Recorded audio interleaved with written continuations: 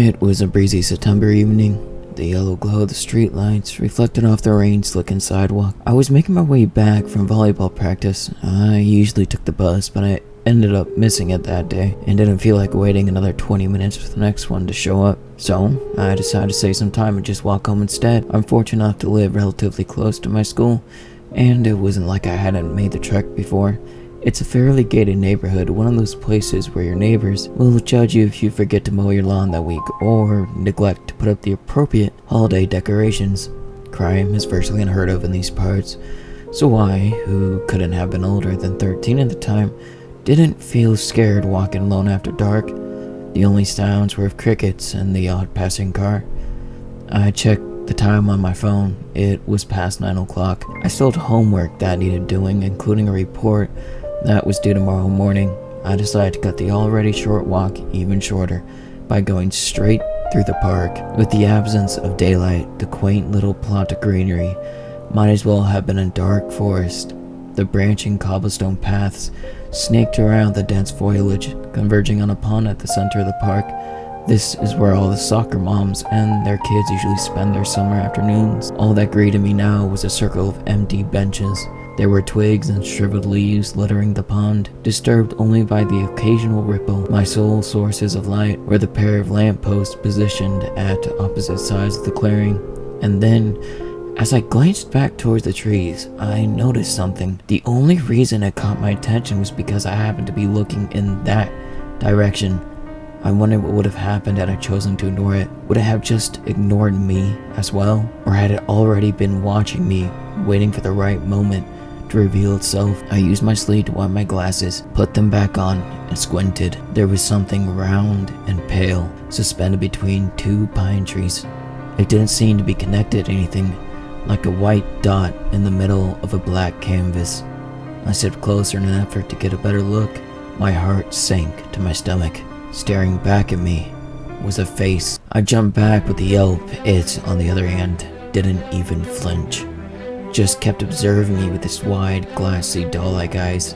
Its lips were curved into a porcelain smile. Its complexion so deathly pale that it looked artificial, almost like a mannequin's. I wanted to run, to get as much distance between me and that thing as physically possible, but my legs refused to budge. I wasn't paralyzed with fear, no. It was doing something to me, something I couldn't see. It was as if there were invisible hands holding me in place, the grip tightening the more I pleaded with my body to get me the hell out of there.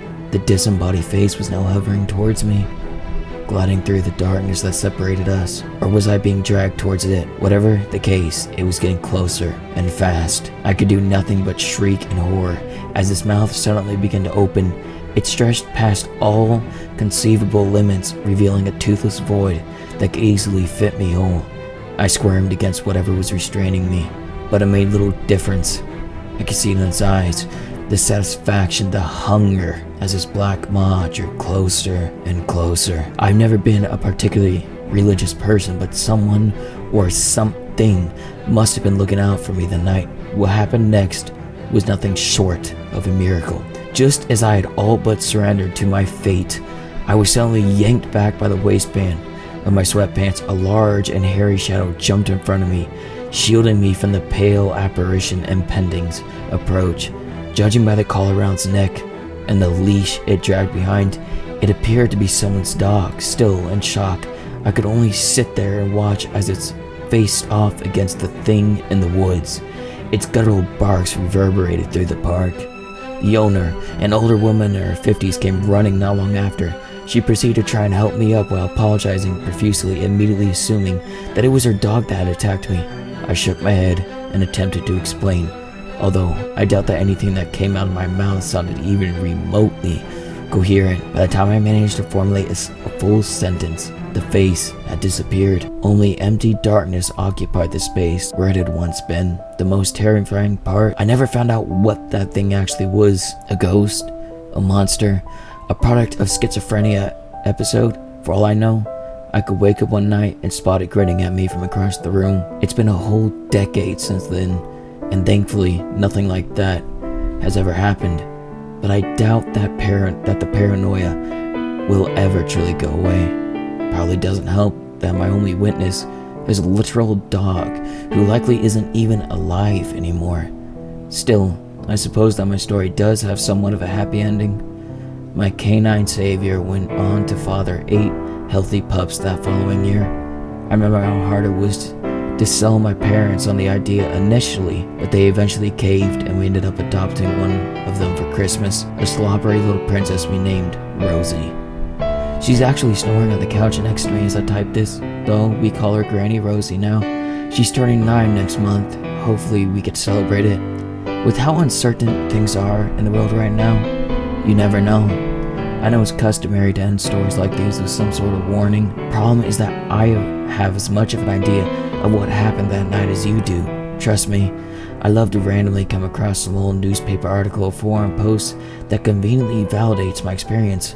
Would have certainly saved me the years I've spent doubting my mental health. Unfortunately, the real world rarely works like that. My luck doesn't stretch quite that far, it seems. I'll just leave you with this small piece of advice instead. If it's late and you have the option, please just take the damn bus.